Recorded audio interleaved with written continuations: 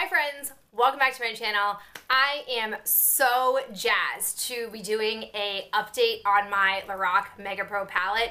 It has been a great 31 days of usage. However, before I can show you my current state, let me go ahead and refresh you on what my palette looked like after 14 months of usage.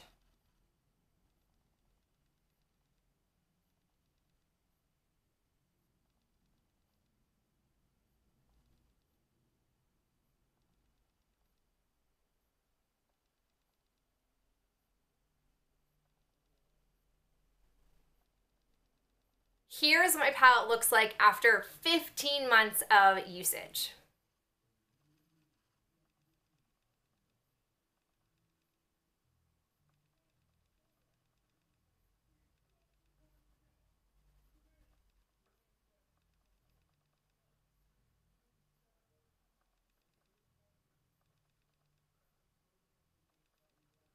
Okay, let's get into it. So, right off the bat, I just want to talk about shade that we're saying goodbye to, and that is gray. I did a couple of looks with gray, trying to use other colors in the palette, and I just didn't like it. And then I pulled in some of my ColourPop shades, and I still didn't like it. And in the end, I just feel like I don't like the gray with my skin tone. For whatever reason, I don't think it works well with my personal complexion and my personal makeup preferences. So I'm finally ready to say goodbye to gray. And you'll see me color it in so it's all blacked out. Personally, I'm not that upset about it because I haven't popped out, at least from what I can recall, maybe you guys remember better than I do, I don't think I've popped out a color and removed it in a really long time. And I think part of why I wanted to do this for a second year to begin with is because there were still colors in this palette that I hadn't even gotten the full educated experience on. And I think if I had been able to play with gray earlier last year, I probably would have gotten rid of it much sooner. But we're officially saying goodbye to gray. All right, now let's talk about the colors that got themselves some love this month. Guys, just real quick side note, by the way, can you tell I'm really excited about this? Can't organize my thoughts. 31 days of damage, I really was able to see some significant work. It makes me feel really positive that if I keep being this dedicated to the palette, there's a real chance that I will get this done. And if I dare say so to be super confident right now, there's a chance I might get this palette done before 2019 is over. I highly doubt that, but a girl can dream. So here we are. Wisteria has a ton of usage. I am just loving this color. I have it on today. I've been mixing different purple lid colors, playing around, having a lot of fun with it. I officially am going to give myself permission to finish this.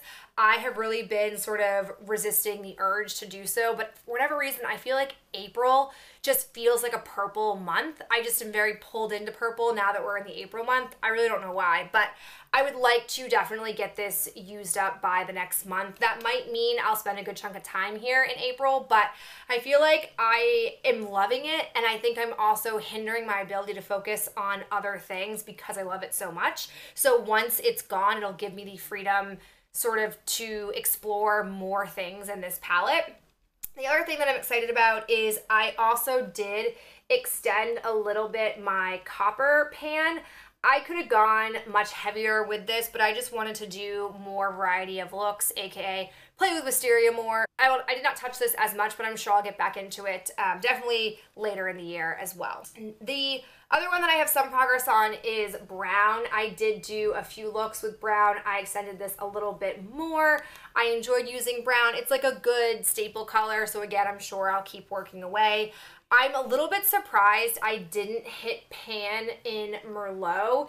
I definitely probably will the next 1 or 2 uses. I'll be really surprised if I don't hit pan by then.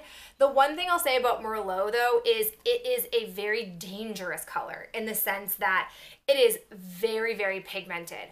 A lot of times what I'll do is I'll put some color on, I'll tap my brush, put some color on, and then I'm not in love with how powerful or impactful the color is, and then I'll put some on and I'm like, okay, I like the way that looks. It's kind of actually looking a little bit dark now, and I'll go to blend it out, and this color, when you blend it out, it just goes. It takes on a life of its own, and I tend to have to really clean it up when I use it, but that's not necessarily the worst thing ever. I mean, I'd rather have too pigmented than not enough pigment personally. So I'm really happy to be playing with, you know, Merlot a lot more. Now let's talk about the surprise that I did not think I would get, but I was very happy for, and that is Sepia and Dusty Plum. Look at that. I have pan on both of those colors.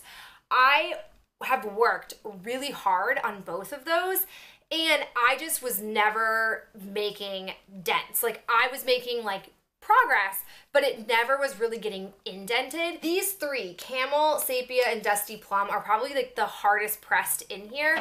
So you have to really be moving on them to be able to make some dents at all. So I'm really happy about that. So really, truly, my plan for next month is to get Wisteria finished up, and then I probably will start to make some really big moves on this top row here.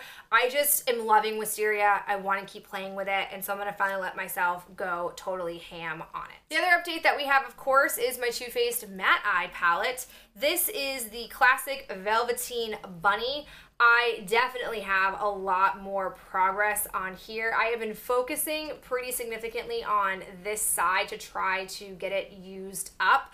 I'm just trying to get as much product on my brush as I can. It is kind of hard with all this pan showing, so I'm hoping I can use this color up completely, but it might be tougher as the progress wears on, but it's lasting me a really long time, so I'm not super unhappy with it. But that is it for me and this update. I cannot wait to see what my palette will look like at the end of April. I hope you guys enjoyed seeing my progress with me today, and I'll talk to you in my next video real soon. Bye.